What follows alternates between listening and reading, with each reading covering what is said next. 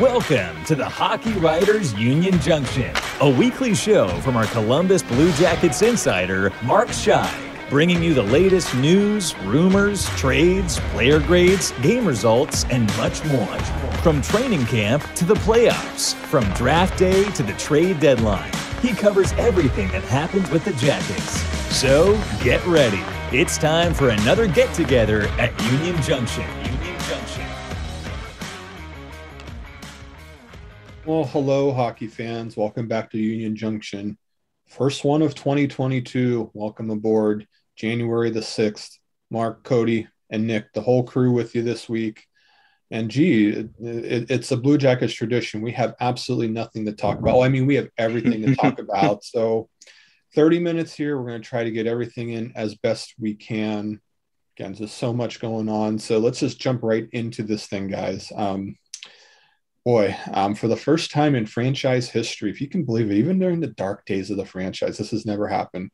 They've given up 7 goals in consecutive games. Never happened before. Last time that this was close to happening was the year Todd Richards got fired. So, Nick, let's just get into first impressions. How worried should we be about consecutive 7 goals against? Can we pin this all on all the missing guys, or is there a bigger problem at hand? Well, I've seen a lot in the fan base attack the goaltenders, but I mean, there's no one goaltender that's the issue here. All 3 goaltenders have played in these games. So you can't there's no scapegoat in this one. There's a lot of missing guys, but there's also a lot of missing pieces on a lot of other teams too. So I don't know if that's a fair out as well. This is something that heading into this season, I keep saying this, the strong start to this season really changed the expectations a little bit on this team. Whereas, a lot of people were looking at this team as one that was going to be in the basement all year. This is just, in my opinion, this is what we were expecting heading into this season. I'm not too worried about it. The long term of this team is still, what we're looking at here. But Cody, what do you think? Early impressions? Well, I think we had to expect them to fall off at some point. Now, so Saturday, when the loss to the Hurricanes, that doesn't make sense. You can't use the excuse of missing players there because Welinski was in, Bean was in. They lost those guys for the Lightning, but since they had those people on Saturday, I don't think that can be completely the blame.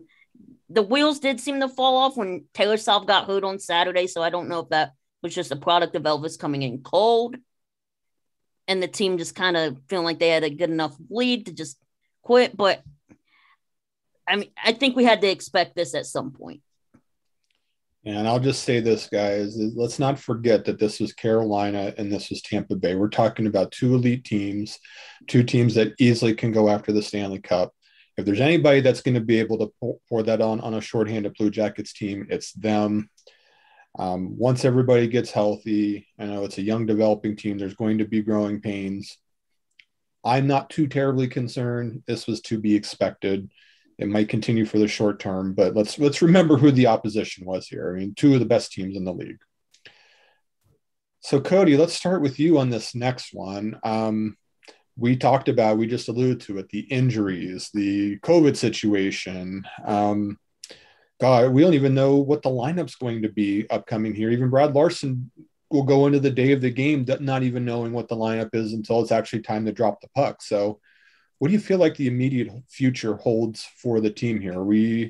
Is this going to continue to be like this for a while? Or what do you foresee happening? I think until COVID makes its way through the locker room and people come back from injuries, this needs to be expected by the fans. Another issue is there was obviously another illness of some sort spreading through the locker room right now. Is that the flu, the stomach flu? We don't know. But given that there are illnesses going around and there's injuries and the Blue Jackets are very shorthanded, I think fans need to expect at least a few more weeks of these ugly games. Nick, do you agree? Yeah, I would probably say that's accurate. I mean, this is definitely when the Blue Jackets' depth is going to be tested. There's a lot of guys who we haven't seen yet who might make their way back into the lineup. I mean, we talked a couple weeks ago when Harrington was sent down. We didn't expect to see him again. He made his way back into the lineup. Just this is when the depth is really going to get tapped into, and that was something that a lot of people said the Blue Jackets didn't have heading into this year. So this is something that I think we should be expecting. Yeah, I think you both are hit the nail right on the head there. Injuries, COVID, who knows? It could, non-COVID illness is a big thing now with a couple of players with having to be a kind of a late scratch prior to the Tampa game. We just don't know. It's day to day. It's minute to minute. You guys mentioned about the depth. That's what's going to be interesting. Guys now want to play in the National Hockey League. This is their opportunity to prove that they belong. They're going to get a prime opportunity and perhaps some big minutes. So it's time for them to put up. If you want to stick around, make an impression now, because you probably won't get a better chance anytime soon. All right. So with that said, Nick, let's go to you on this next one. And I didn't realize that this guy was somebody who tends to divide the fan base a little bit, because on one side, you have the fan base that hasn't seen him reach his potential yet. And he's been around for a couple of seasons now in Emil Bemstrom. And on the other side, you got those that say, he's only 22 years old. Give him some time and put him on a bit of a better team. What's his future? I mean, we watched the Lightning game. He's a little bit frustrating because, you see the tantalizing upside with him, but he hasn't really been able to reach that potential yet.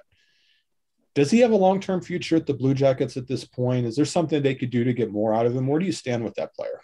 Honestly, I look at Bemstrom. He wasn't drafted as high as this player, but I look at him and I see a bit of like an Alex Nylander. He came in, he was highly touted. He really performed well overseas. I think that's one of the things that hurts the most when you look at how he's played here is that, he was a point per game player in the Finnish league, and that's not a league that has many point per game players. Just last season, he was a point per game player. In the Swedish league the year before that, he was, 0.75 points per game, around that. This is, it's so interesting to see how this has gone. I think we could maybe consider this just a lack of opportunity in, a scoring role. For my opinion, could we see him moving on like Alex Nylander now has twice with his trade out of Chicago? Maybe that's what's best. If the Blue Jackets can get something for him, he's 22. This is when forwards really make or break who they are. Cody, what do you think? I think there's an opportunity for him to stay with the Blue Jackets, but he's running out of time. Because one thing with Bemstrom that brought a lot of the hype was his shot. For someone who's considered to be a player with a good shot, 13 goals in 79 career games just is not where he needs to be. And I know he's dealt with injuries. He only played 20 games last year, 3 so far this year. So I think that has to be taken into account, but he's running out of time to show what he is. Yeah, 100%. And that's just it. We've been waiting. We've seen highlights of how good he can be. I was waiting to reserve a little bit of judgment on being away from John Tortorella, if that's made a difference. It's just he hasn't been able to consistently break the lineup yet. And then that play in the Tampa Bay game, it's really not about one play, but when you have an opportunity to shoot and that's your calling card and you don't shoot the puck, I mean, I'm just wondering myself, what are you doing? I mean, is the pressure getting to him? It's certainly not the end. He's a restricted free agent. Jarmo obviously believes in him. But yeah, I'm starting to entertain the idea more and more of, is he starting to run out of runway here a little bit, because these games are going to be important. He's going to be needed. And this is an opportunity for him to finally show what he can do, understanding it is a tough situation, but it is an opportunity. So as I said earlier, time to put up, if he wants to stay, make an impression. He's not going to get a better chance than now with so many guys out of the lineup. So see what happens with that. Cody, we're going to jump now to something that I recently wrote at the Hockey Writers. And remember, make sure that you follow all of us. And we got a bunch of shows, over 100 writers out there. You will never be bored with the Hockey Writers. Make sure that you hit subscribe and like, catch all of the great content that we have, and just amazing work in 2021. The most page views. It's the best year the Hockey Writers has ever had. Bigger and better in 2022. So we thank you so much for taking time out of your busy schedule to listen to us and to get your hockey fix. We very much appreciate that. Now, going back to it, Cody, right? We wrote about the blown leads and what in the world is leading up to that. They were up 4-0 in the Carolina game. You look back to Vegas, you look back to a couple of the other games. Seattle comes to mind, Vancouver comes to mind. They were up multiple goals and they just cannot hold a lead. What do you attribute this to? I'm having trouble pinning down one exact reason. I think there are multiple reasons. I haven't really did a deep dive into the statistics of all this yet, but this trend, believe it or not, actually first popped up in the preseason. They had a large lead against, I believe it was the Buffalo Sabres, and the Sabres were able to come back. Then for the first part of the season, we didn't see that. Then they went on the Canadian road trip, and all of a sudden it was back.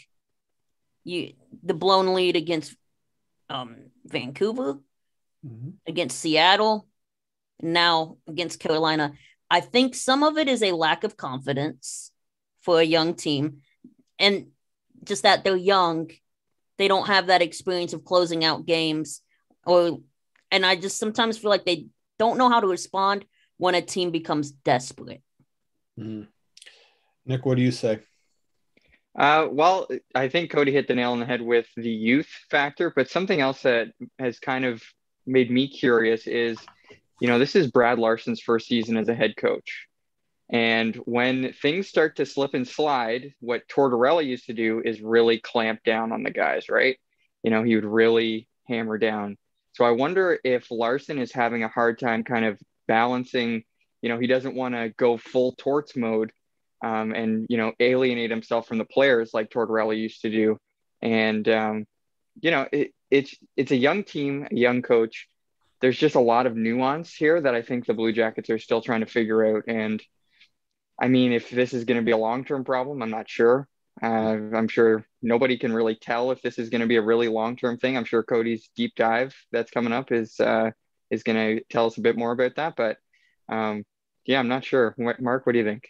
Well, I actually asked Larsen this the other day during the pregame availability. That all the goals that you're giving up, have you had to have any conversation about maybe trying to lock it down? He essentially said not really, that they're going to work through it. It's going to teaching opportunities, show video and things like that, but not a real change in style. And, that's good because, they've given up a lot of goals. Yes, but they score a lot of goals too. In fact, I wrote this in the piece.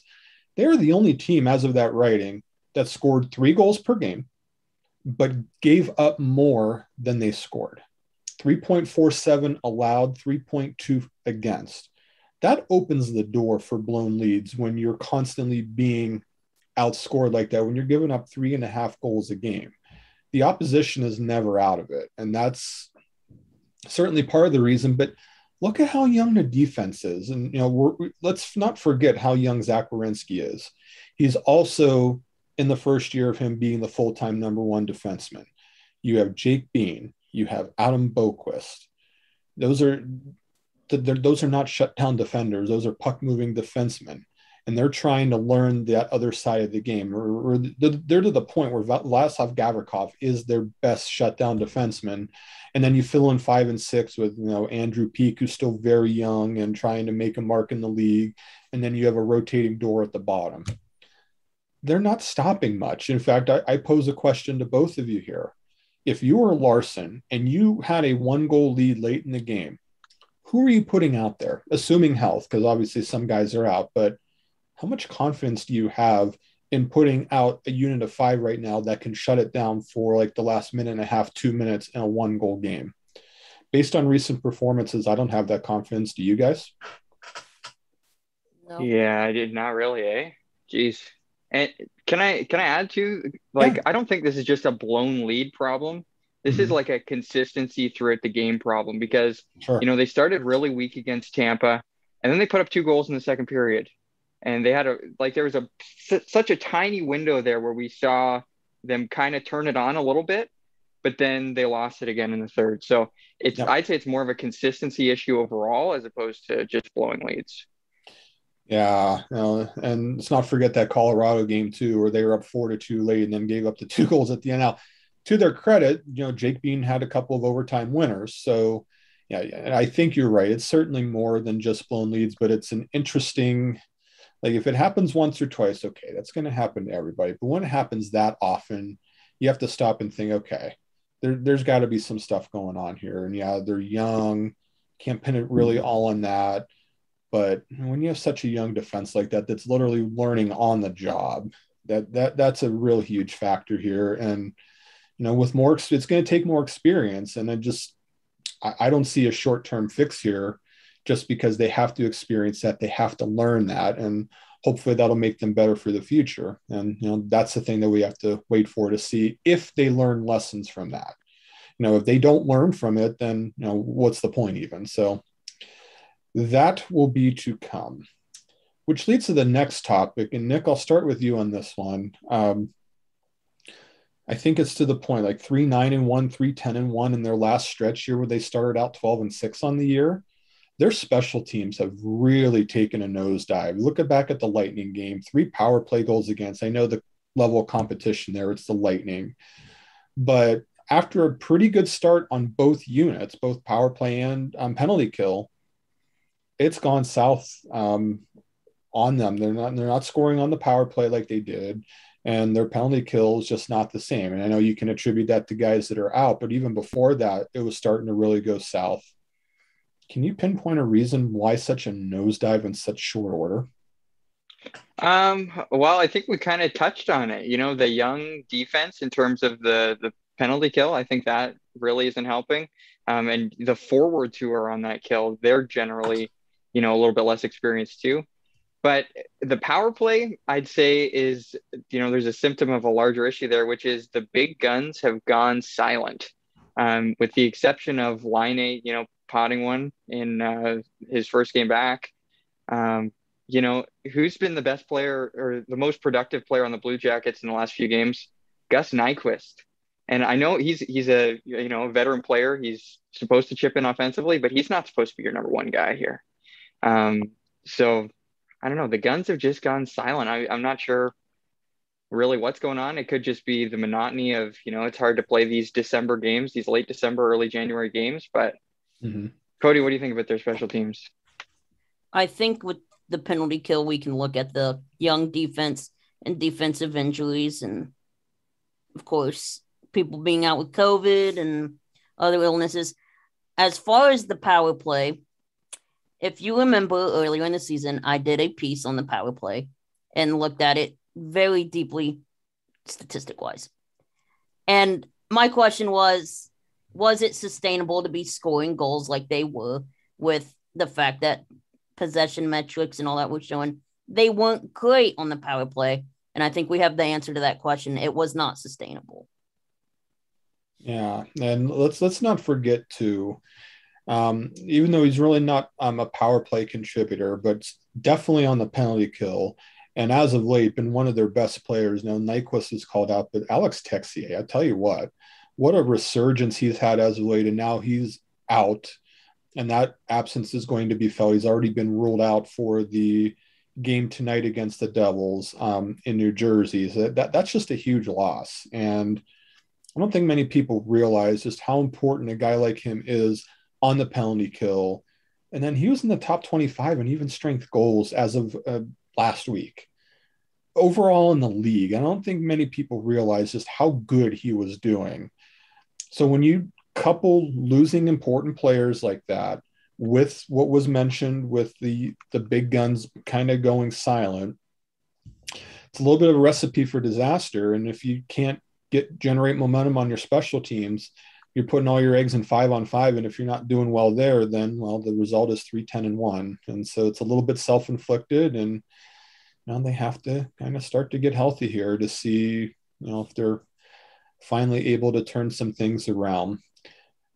So guys, we're going to get to the fun part here. I know last week we started our lightning round, and we're going to really take it up a notch here on Union Junction, where we're going to ask questions to our panel, but now we're going to keep track of who does well with these questions. So if somebody's right, they're going to be points, and we're going to keep a tally to see if between now and the end of the season, who ultimately has the most points. And then on top of that, if there's a particular question that one of us vehemently disagrees with our colleague on, it can be one or both, we have the ability to say, let's have a side bet on this, and then we'll keep tally on all the different side bets and who wins and who loses. So the next couple minutes, we're going to ask some questions. They're going to be just whatever comes to your mind, and I will answer these as well. And then we will keep a tally, and every week we will revisit this to see who ultimately is the smartest on the panel. So with that said, first question, Cody, I'll start with you. For the rest of the season, so we're going to start with the game against New Jersey tonight, Thursday, till the end of the season. Which Blue Jacket scores the most goals? Texier. Nick? I don't know why I want to say Bjorkstrand. And I still believe in one Patrick Laine. I think he's going to finally get into a little bit of a groove once players start to get back healthy and stuff. And he's tried to shoot the puck a lot, has missed the net, had the one goal like you mentioned, but I still believe in him. He's going to find the groove. So between now and the end of the year, I think Laine is the big goal scorer. Okay, Nick, for you, yes or no? Just a simple yes or no. The Blue Jackets will acquire a third first-round pick in the 2022 draft in some way, shape, or form. No. No. Cody? Yes. I say yes as well. Bonus question. How? Can you name, there will be a trade? I would be a trade, but is there a particular player that might be able to fetch that? Corpusalo trade. I say Max Domi. We'll see about that. Especially if he can start to prove on a consistent basis that he can help a playoff contender. Again, I go back to, if you can get a first for Savard and Foligno, you can probably get one for some other guys too. Okay, so there's 3 games coming up between now and our next episode. So twice against the Devils. We had a postponed Montreal game. Can't count that. But then we have Seth Jones and the Chicago Blackhawks as the third game. Cody, how many wins do the Blue Jackets get in those 3 games? 2. Nick? 1. I say 1 also. Bonus question. Where's the win at? They split New Jersey and Chicago.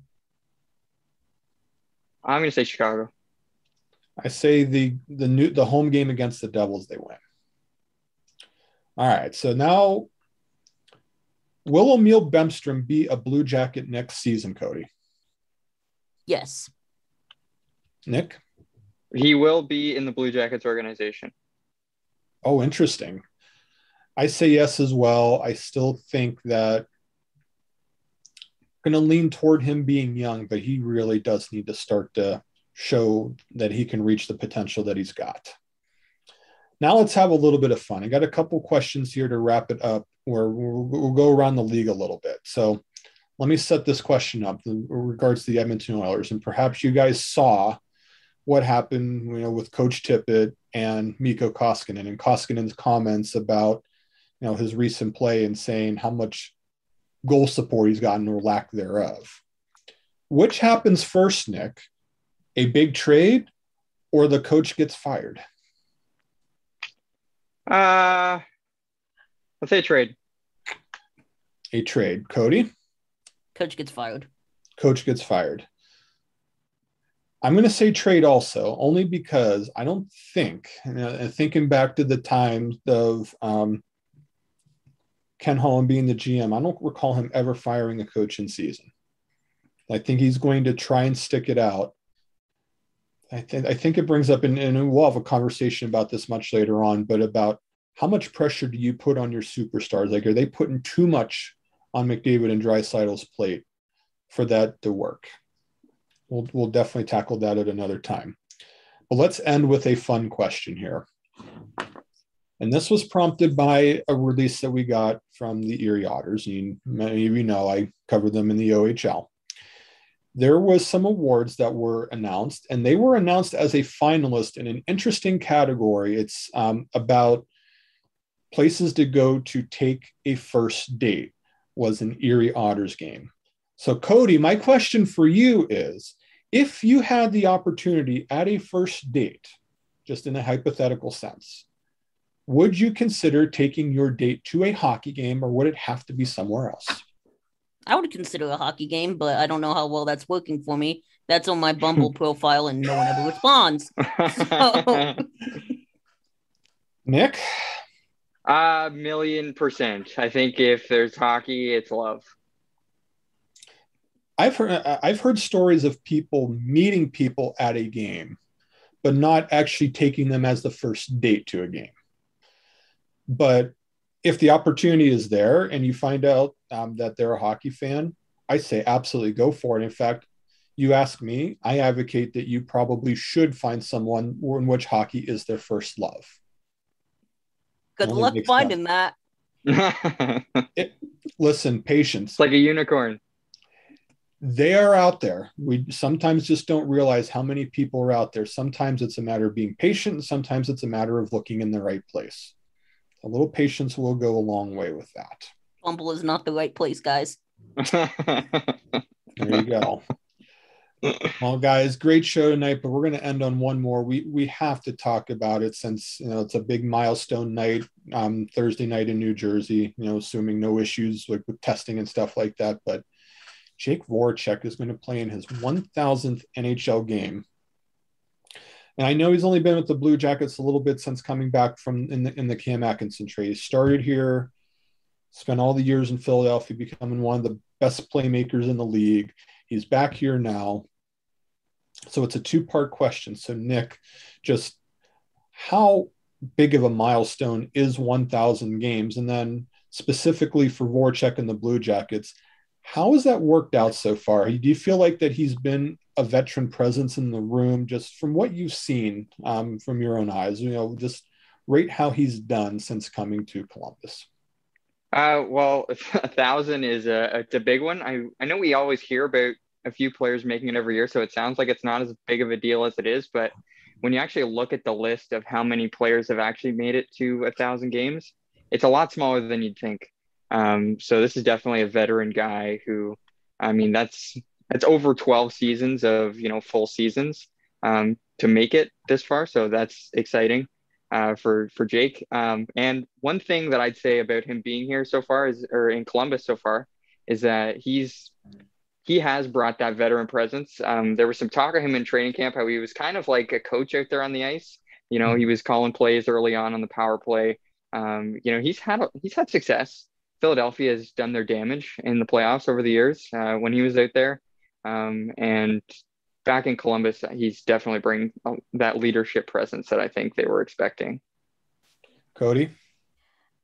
1,000 games in a sport that is as physical as hockey is impressive. Yep. I wouldn't make it 15 minutes. As far as Voracek and Columbus, I think he's made a really big difference. He helped Line A get going earlier in the season. Line A looks like a totally different player when he's on ice. And some of the stuff he sees as far as playmaking is incredible.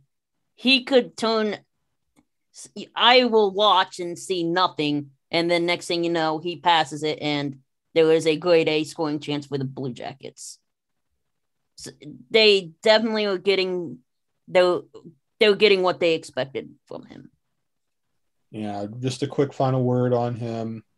Yeah, he spoke about it a little bit on Wednesday when asked about it, and reflecting on it. It just means that I'm old, and that is Voracek in a nutshell. It's the way he carries himself. He's a leader. He plays by example. He just leads by example. Does everything the right way. He's a good influence on the ice, off the ice. Turned in one heck of a career, and to come back to Columbus, the place that drafted him, to be able to do it's a pretty special moment. So all the best to Jake to get the 1,000 games, as I said, to overcome everything that it takes to get to that point. Nothing short of impressive. It's been an awesome career for him, and yeah, absolutely worth celebrating. So, guys, great show. Thank you so much for the time, and fans, thank you for joining us as well. We will be back here next week, same time, another edition of Union Junction. Till then, have a great week. Enjoy the games. 3 games coming up, New Jersey, and Seth Jones and the Blackhawks. And we will talk to you next time, and we'll reflect on all that here on Union Junction. So till next time, take care of yourselves.